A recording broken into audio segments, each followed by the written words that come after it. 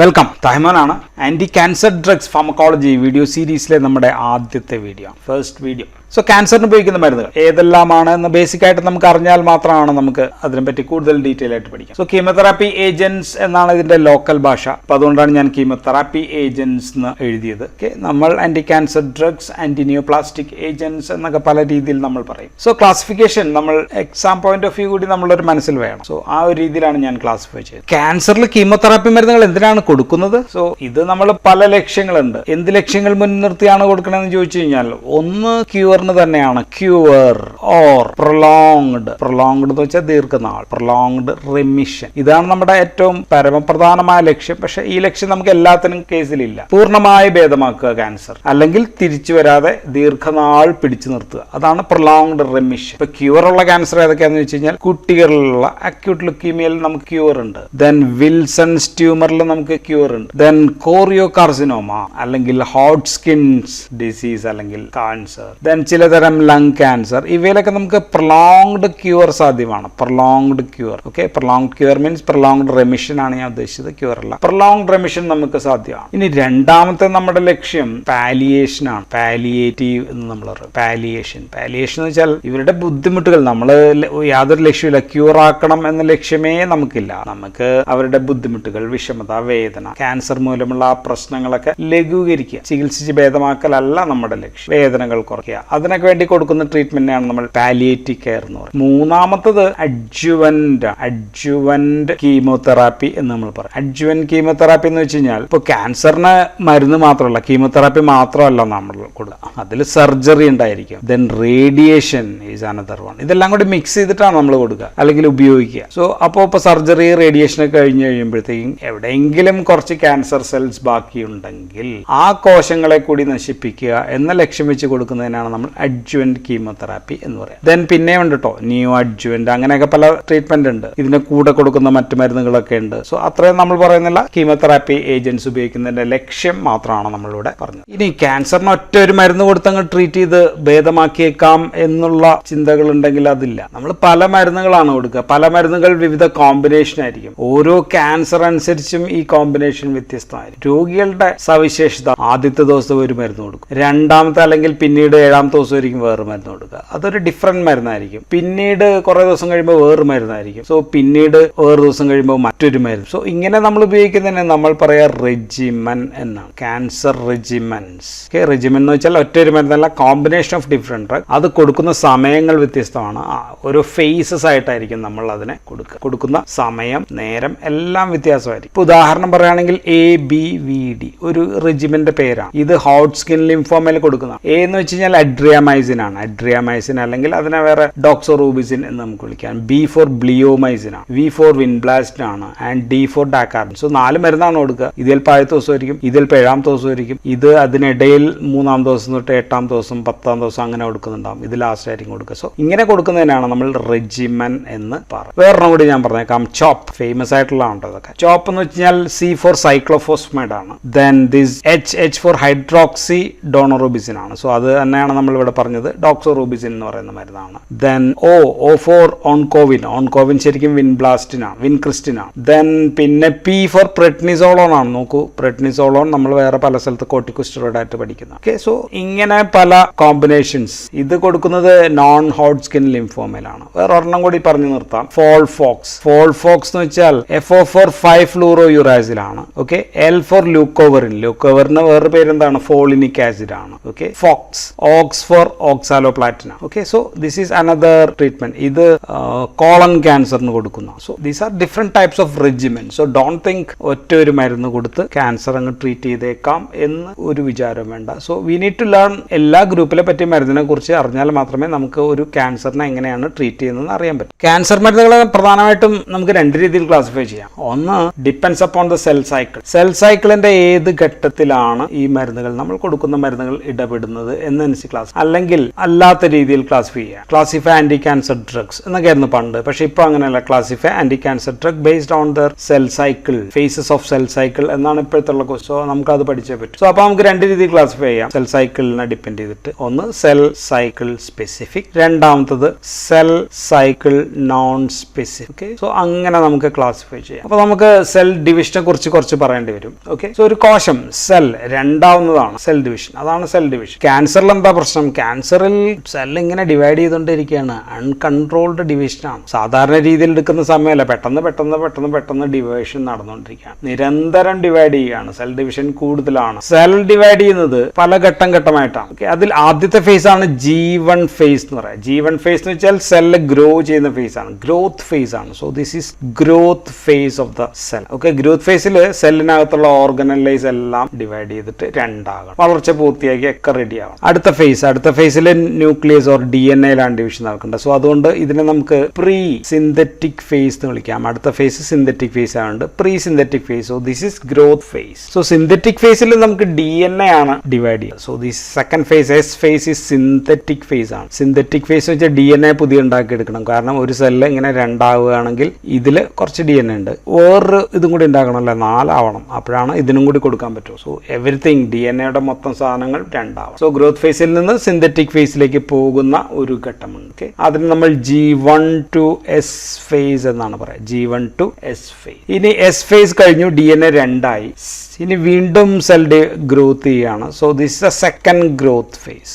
Second growth phase ആണ് G2 face എന്ന് നമ്മൾ പറയാം. സോ ഇത് മൈറ്റോസിന് മുമ്പ് നടക്കുന്നതുകൊണ്ട് ഇതിനെ നമുക്ക് പ്രീ മൈറ്റോട്ടിക് ഫേസ് എന്നും നമുക്ക് പറയാം. Pre mitotic. സോ അടുത്ത ഫേസ് എന്ന് വെച്ചാൽ മൈറ്റോട്ടിക് ഫേസ് ആണ്. ഇവിടെയാണ് സെല്ലിന്റെ DNA, ഇവിടെ ഇരിക്കുന്ന DNA ഇങ്ങോട്ടേക്കും സെല്ല് രണ്ടാവുകയാണ്. ഇങ്ങോട്ടേക്ക് കുറച്ച് കൊടുക്കണം, ഇങ്ങോട്ടേക്ക് കൊടുക്കണം, സെല്ല് രണ്ടാവണം. Okay, so this is the M phase or mitotic phase. So ഇവിടെ ഒരു intermediate S to G2 face ഉണ്ട്, ഇവിടെ G2 to M ഫേസ് ഉണ്ട്. പിന്നെ അങ്ങനെ ഉണ്ടായ രണ്ട് കോശങ്ങൾ ഉണ്ടായി, രണ്ട് സെൽ ഉണ്ടായി കഴിഞ്ഞാൽ പിന്നെ വേണമെങ്കിൽ അങ്ങനെ തന്നെ നിൽക്കാം, അല്ലെങ്കിൽ കുറേ നാൾ അങ്ങനെ തന്നെ നിൽക്കുകയാണെങ്കിൽ അതിനെ G0 ഫേസ് എന്നാണ് പറയുക. ഓക്കെ, നമ്മുടെ ശരീരത്തിലെ പല സെല്ലുകളും G0 ഫേസിലാണ്. അല്ലാത്തത് വീണ്ടും ഡിവൈഡ് ചെയ്യാനാണെങ്കിൽ വീണ്ടും G ഫേസിലേക്ക് പോകും. ഈ സമയത്താണ് ഒരുപാട് നമ്മുടെ ഗ്രോത്തിനെ ബന്ധിപ്പിക്കുന്ന ഒരുപാട് എന്താ പറയുക ഫാക്ടേഴ്സ് ഒക്കെ ആക്ട് ചെയ്യുന്ന ഫേസ് ഇതാണ് G1 ഫേസ്. സോ ക്യാൻസർ കോശങ്ങൾ G1 to S phase, G2 phase, M phase ഇങ്ങനെ തുടർന്നുകൊണ്ടേയിരിക്കും ക്യാൻസർ ഉള്ള കോശങ്ങൾ. ചില മരുന്നുകൾ ഇത്തരത്തിൽ ഏതെങ്കിലും ഒരു ഫേസിൽ മാത്രമായിരിക്കും. ചിലത് ഇവിടെ മാത്രം G1 ഫേസിൽ ആക്ട് ചെയ്യുന്നുണ്ട്, ചിലത് ഓൺലി ഓൺ S ഫേസ്, ചിലത്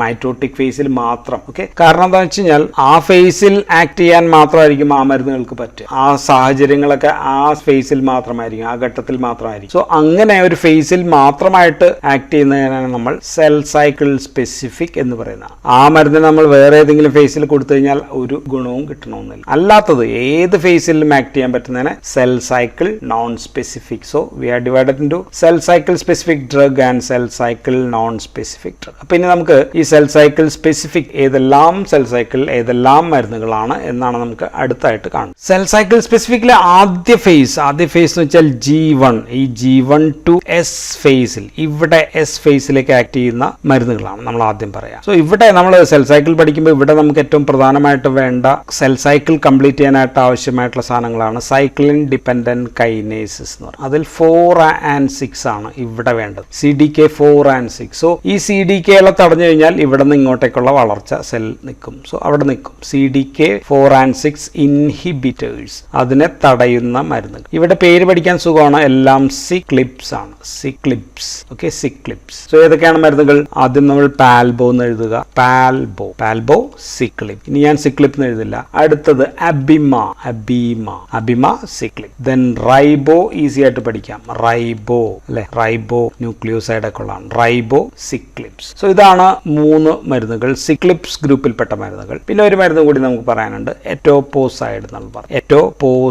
എറ്റോപോസൈഡ് ഒരു ടോപ്പോ ഐസോമറേസസ് 2 ഇൻഹിബിറ്റർ ആണ്. നമ്മളിത് വീണ്ടും കാണും. സോ ഇതാണ് ഫസ്റ്റ് ഗ്രൂപ്പ് ഓഫ് മരുന്ന്, G1 to S ഫേസിൽ ആക്ട് ചെയ്യുന്ന മരുന്നുകൾ. ഇനി അടുത്ത phase synthetic phase or S phase ആണ്. എസ് ഫേസിൽ ആക്ട് ചെയ്യുന്ന ഡ്രഗുകൾ. എസ് ഫേസ് എന്ന് വെച്ചാൽ സിന്തറ്റിക് ആണ്. എന്തുവാണ് ഉണ്ടാക്കുന്നത്? സിന്തറ്റിക് എന്ന് വെച്ചാൽ എന്തോ ഉണ്ടാക്കിയെടുക്കുന്നതാണ്. ഉണ്ടാക്കിയെടുക്കുന്ന പ്രധാനമായിട്ടും DNA ആണ്. DNA ഉണ്ടാക്കിയെടുക്കാനായിട്ടുള്ള സാധനങ്ങൾ എന്താ വേണ്ടത്? നമുക്ക് ന്യൂക്ലിക് ആസിഡ്സ് ആണ്. ഓക്കെ, ന്യൂക്ലിയോടൈഡ്സ് ഉണ്ടാക്കിയെടുക്കും. അഡിനിൻ, തൈമിൻ, ഗ്വാനിൻ അങ്ങനെയൊക്കെയുള്ള സംഭവങ്ങൾ ഉണ്ടാക്കിയെടുക്കണം. അപ്പോൾ അതിനുവേണ്ട റോ മെറ്റീരിയൽസ് വേണം, അതിനുവേണ്ട സഹായികൾ വേണം. സോ ന്യൂക്ലിക് ആസിഡ്സ് രണ്ട് തരമാണ് നമുക്കറിയാം, പ്യൂരിൻസ് ആൻഡ് പിരമിഡിൻസ് അല്ലെ. പ്യൂരിൻസും പിരമിഡിൻസും വേണം. ഇത് ഉണ്ടാക്കിയെടുക്കാൻ പ്രധാനപ്പെട്ട ഒരാൾ ഫോളിക് ആസിഡ് ആണ്. ഫോളിക് ആസിഡ് ഉണ്ടെങ്കിൽ ഇത് ഉണ്ടാക്കിയെടുക്കാൻ പറ്റുള്ളൂ. So folic acid, purines and pyrimidines ഇതാണ്. ഇതിനെല്ലാം കൂടി നമ്മൾ മെറ്റബോളൈറ്റ്സ് എന്നാണ് വിളിക്കുക. മെറ്റബോളൈറ്റ്സ് എന്നാണ് വിളിക്കുക. സോ ഇവിടെ ആക്ട് ചെയ്യുന്ന ഡ്രഗുകളെ നമ്മൾ ആന്റി മെറ്റബോളൈറ്റ്സ് എന്നാണ് വിളിക്കുക. പരീക്ഷയ്ക്ക് ഇത് മാത്രമായിട്ട് ചോദിക്കാം, ആന്റി മെറ്റബോളൈറ്റ്. ഇപ്പൊ ഏതൊക്കെയാണെന്ന് ചോദിച്ചു കഴിഞ്ഞാൽ വൺ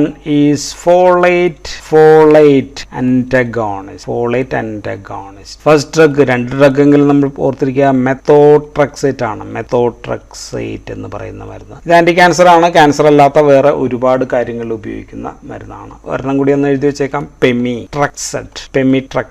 വേറെയും ഒരുപാട് ട്രക്സെറ്റ്സ് ഉണ്ട്. ഓക്കെ, രണ്ടാമത്തത് ഇനി നമുക്ക് പ്യൂരിൻ അന്റഗോണിസ്റ്റ് പറയാം. പ്യൂരിൻ അന്റഗോണിസ്റ്റ് ഇവയെല്ലാം പ്യൂരിനിൽ അവസാനിക്കുകയാണെങ്കിൽ സുഖമാണ്. 6 മെർകാപ്റ്റോ പ്യൂരിൻ, ഈസിയാണ്. പിന്നെ അടുത്തത് 6 തയോഗ്വാനിൻ, 6TG എന്ന് എഴുതിയാൽ മതി. പിന്നെ ഒരു മരുന്ന് ഈസി ആയിട്ടുള്ളതാണ് അസാതയോപ്രിൻ. ഇത് നമ്മൾ ഇമ്മ്യൂണോ സപ്രസൻസിലും പഠിക്കും, അതുകൊണ്ടാണ് ഞാൻ എഴുതിയത്. പിന്നെ ഫേമസ് ഡ്രഗ് ഒരെണ്ണം കൂടി എഴുതിക്കാം, ഫ്ലുഡ്രാബിൻ എന്ന് പറയുന്ന മരുന്നുണ്ട്. സോ പ്യൂരിൻ ആന്റഗോണിസ്റ്റ് ആയി. ഇനി മൂന്നാമത്തെ എഴുതേണ്ടത് പിരമിഡിൻ ആന്റഗോണിസ്റ്റ്. പിരമിഡിൻ ആണ്. പിരമിഡിൻ ആന്റഗോണിസ്റ്റ് ഈസി ആയിട്ട് ഓർക്കാനുള്ള 5FU, 5-fluorouracil. ദെൻ കാപ്പാസിറ്റാബിൻ എന്ന് പഠിച്ചാൽ മതി, സുഖമാണ്. ദെൻ പിന്നെ ഒരു ഫേമസ് ഡ്രഗ് ഈ സൈറ്ററാബിൻ, സൈറ്റോസി എന്ന് നമുക്ക് എഴുതാം. ഒരെണ്ണം കൂടി എഴുതിയേക്കാം, ജെമിസിറ്റാബിൻ. വേറെയും ഒരുപാട് മരുന്നുകളുണ്ട്. പക്ഷെ ഇത്രയെങ്കിലും ജസ്റ്റ് ഓർത്തിരിക്കുക. ആന്റി മെറ്റബോളൈറ്റ്സ് എന്ന് ചോദിച്ചു കഴിഞ്ഞാൽ ഇത് മാത്രം എടുത്ത് ചോദിച്ചു കഴിഞ്ഞാൽ. ഇനി അടുത്ത മരുന്നുകൾ ഈ G2-ൽ നിന്ന് മൈറ്റോട്ടിക് ഫേസ്. G2 എന്ന് പറഞ്ഞാൽ സെക്കൻഡ് ഗ്രോത്ത് ഫേസ് ആണ്.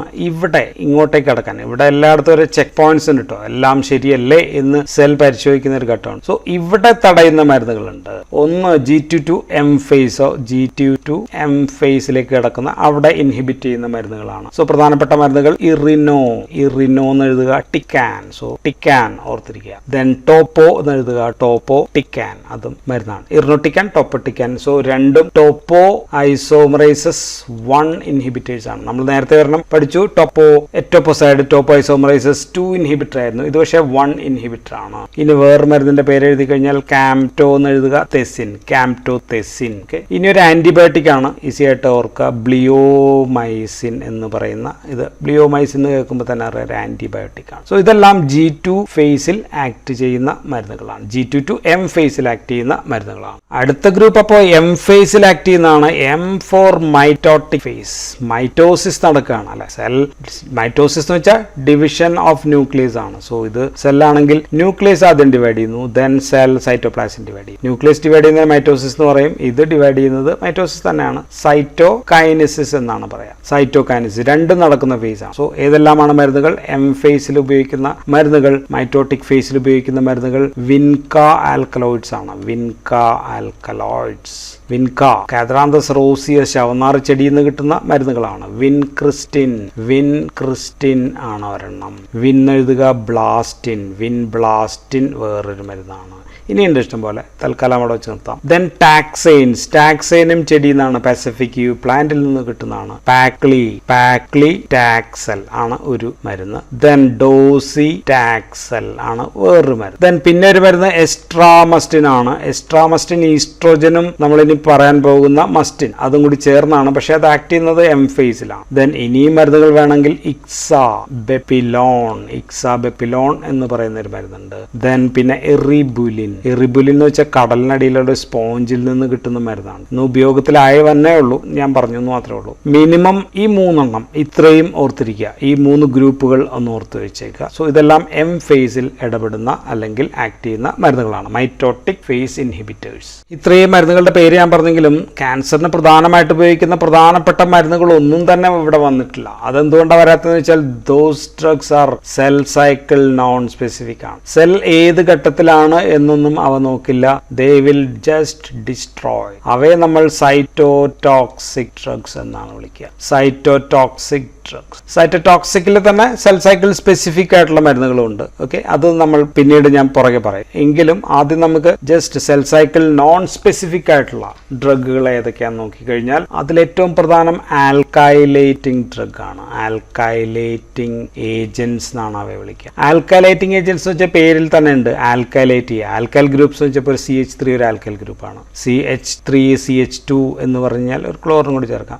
ഇതും ഒരു ആൽക്കൈൽ ഗ്രൂപ്പാണ്. ഒരു ആൽക്കൈൽ ഗ്രൂപ്പ് വെച്ച് പിടിപ്പിക്കുകയാണ്. എവിടെയാണ് വെച്ച് പിടിപ്പിക്കുക? മിക്കവാറും DNA ഇപ്പോൾ DNA ഇങ്ങനെ ഇരിക്കുകയാണെങ്കിൽ ഇവിടെ എവിടെയെങ്കിലും ഒരു ആൽക്കൈൽ ഗ്രൂപ്പ് പിടിപ്പിച്ച് കഴിഞ്ഞാൽ ഇതുമായിട്ട് ബന്ധിപ്പിക്കാനൊക്കെ ഭയങ്കര പണിയായിരിക്കും, അല്ലെങ്കിൽ അൺനെസസറി കണക്ഷൻസ് വരും. സോ സെല്ല് ഡിവൈഡ് ചെയ്യാൻ പറ്റാതെ വരുന്ന ടൈപ്പ് ഓഫ് ഡ്രഗ് ആണ് alkylating drug. So DNA damage ഉണ്ടാക്കും. സോ ഏതെല്ലാമാണ് ആൽക്കൈലേറ്റിംഗ് ഡ്രഗ് എന്ന് വെച്ചാൽ ഏറ്റവും ഫേമസ് ആദ്യമായിട്ട് ക്യാൻസർ കണ്ടുപിടിച്ചതിനെതിരെ കണ്ടുപിടിച്ച മരുന്ന് നൈട്രജൻ മസ്റ്റാർഡ് ഗ്രൂപ്പിൽപ്പെട്ട മരുന്നുകളാണ്. നൈട്രജൻ മസ്റ്റാർഡ്, മെക്ലോർ എത്താമിൻ എന്ന് പറയുന്ന മരുന്നാണ്. ദെൻ ഫേമസ് ഇപ്പോഴും വളരെയധികം വൈഡായിട്ട് ഉപയോഗിച്ചിരുന്ന സൈക്ലോഫോസ്ഫമൈഡ്, FOPHO എന്ത് വേണമെങ്കിലും ഉപയോഗിച്ചു. ദെൻ ഐഫോസ്ഫമൈഡ് എന്ന് പറയുന്ന മരുന്നുണ്ട്. ദെൻ ക്ലോറാംബുസിൽ എന്ന് പറയുന്ന മരുന്ന്, ബെൻഡാമസ്റ്റിൻ എന്നൊക്കെ പറയുന്ന മെൽഫലാൻ, ഇനി പറയണമെങ്കിൽ മെൽഫലാൻ. സോ ഇതെല്ലാം നൈട്രജൻ മസ്റ്റാർഡ് ആണ്. നമ്മൾ ആൽക്കലേറ്റിംഗ് ആണ് പറഞ്ഞുകൊണ്ടിരിക്കുന്നത്. ആൽക്കലേറ്റിംഗ് തന്നെ വേറൊരു മരുന്നുണ്ട്, ദാറ്റ് ഈസ് നൈട്രോസോയൂറിയാസ്. ഇവിടെ പ്രശ്നം അല്ലെങ്കിൽ പ്രത്യേകത എന്താണെന്ന് വെച്ചാൽ ആൽക്കലേറ്റിംഗ് ചെയ്യും, വേറെ അഡീഷണൽ കാർബമോയിലേഷൻ എന്ന് പറയുന്ന പണിയും കൂടി ചെയ്യും. So these are highly toxic സംഭവങ്ങളാണത്. ഏതൊക്കെയാണ് മരുന്നുകൾ? കാർമസ്റ്റിൻ ഇവയ്ക്കെല്ലാം ഷോർട്ട് നെയിമുകൾ വേറെ ഉണ്ട് കേട്ടോ, BCNU എന്നൊക്കെ പറഞ്ഞു. Then lomustine is another drug. Carmustine, lomustine. ഇനി ചില മരുന്നുകൾ ആൽക്കൽ ഗ്രൂപ്പ് ആയിരിക്കണമെന്നില്ല കൊടുക്കുക, അല്ലാതെയും ആൽക്കലേഷൻ പോലെ നടത്താം. ഫേമസ് മരുന്നുകൾ ഒന്ന് തയോടെപ്പ. ഓക്കെ, ദെൻ ആൽട്രറ്റമിൻ എന്ന് പറയുന്ന ഒരു മരുന്നുണ്ട്. ദെൻ ബുസുൾഫാൻ എല്ലാം ഫേമസ് മരുന്നുകളാണ് കേട്ടോ. ഇനി മീഥൈൽ ഗ്രൂപ്പ് പിടിപ്പിക്കുന്ന മരുന്നുകളുണ്ട്. ഒന്ന് ഡാകാർബസ്,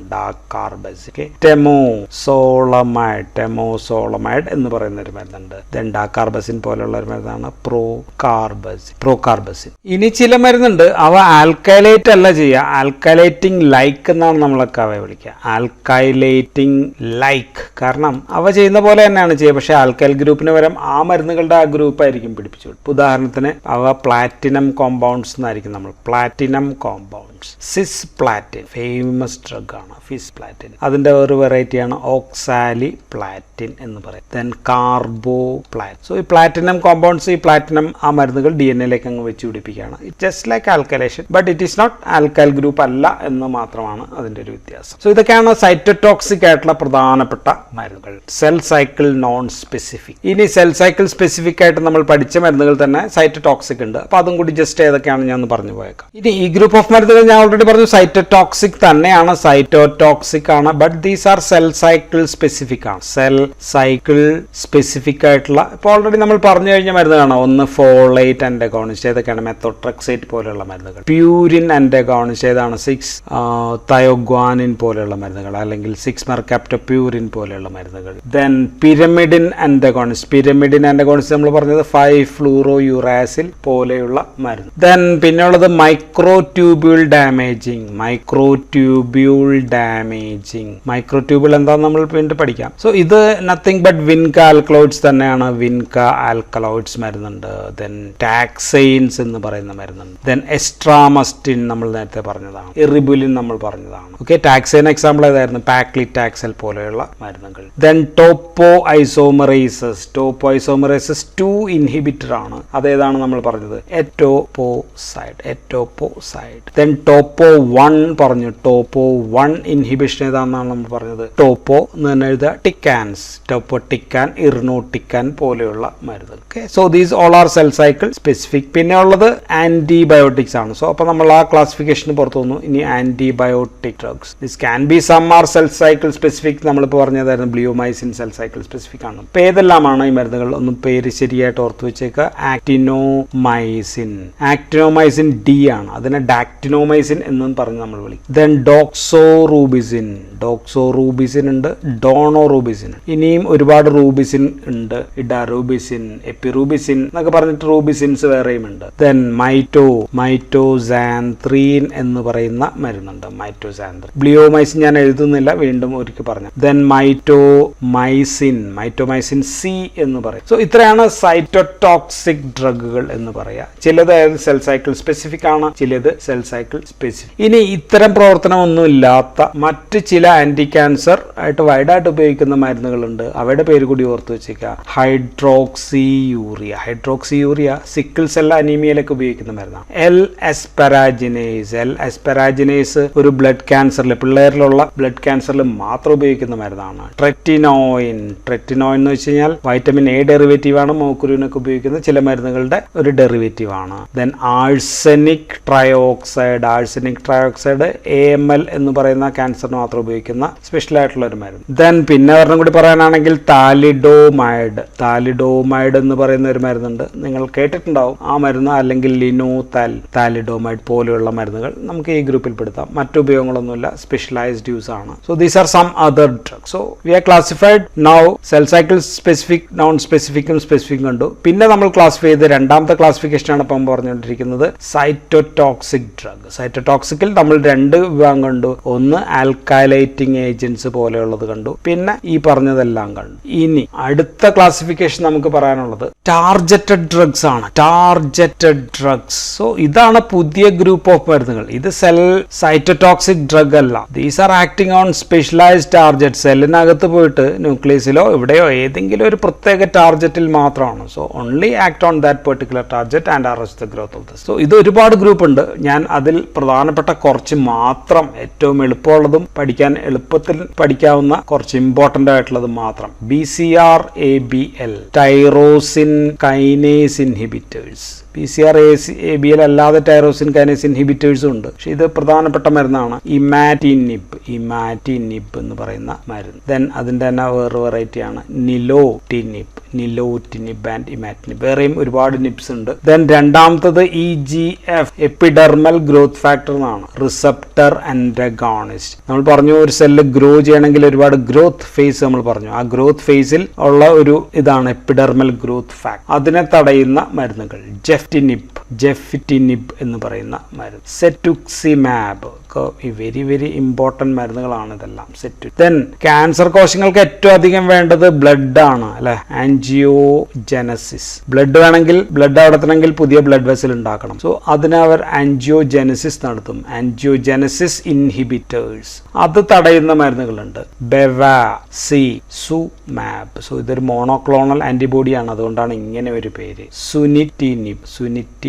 വേറെയും ഒരുപാട് മരുന്നുകൾ, രാമു ഒക്കെ ഉണ്ട്, ഞാനൊന്നും വിടുകയാണ്. ദെൻ ആൻജിയോജനസിസ് തടയുന്ന ഒരു മരുന്ന് താലിഡോമൈഡ് ആണ്, താലിഡോമൈഡ് ഗ്രൂപ്പുകൾ അങ്ങനെയാണ് ഫോക്കോമീലിയ ഉണ്ടാക്കുന്നതെന്ന് കണ്ടുപിടിച്ചപ്പോൾ നമ്മൾ ഉപയോഗിച്ചു തുടങ്ങിയതാണ്. Then CD20 inhibitors. CD20 എന്ന് വെച്ചാൽ സെല്ലിന്റെ ഇവിടെ ഉള്ള ഒരു പ്രത്യേക ആന്റിബോഡിയാണ്, ആന്റിജൻ ആണ്. സോ നമ്മൾ ആന്റിബോഡി കൊടുത്ത്, ഇതാണ് ആന്റിബോഡി ആയിരിക്കും അപ്പം മരുന്ന്. CD20 ഇൻഹിബിറ്റേഴ്സ് എന്ന് പറയുന്ന മരുന്ന്. ഏറ്റവും ഫേമസ് റിറ്റുക്സിമാബ് ആണ്, ഓർത്തിരിക്കുന്നേ പറ്റുള്ളൂ. ദെൻ mTOR ഇൻഹിബിറ്റേഴ്സ് ആണ്, ഇത് നിങ്ങൾ വേറെ ഇമ്മ്യൂണോ സപ്രസൻസിലും പഠിക്കും, പക്ഷെ അവിടെ പഠിക്കുന്ന ഈ മരുന്നല്ല, വേറെ മരുന്നുകളായിരിക്കും. ഇവിടെ എവറോലിമസ്,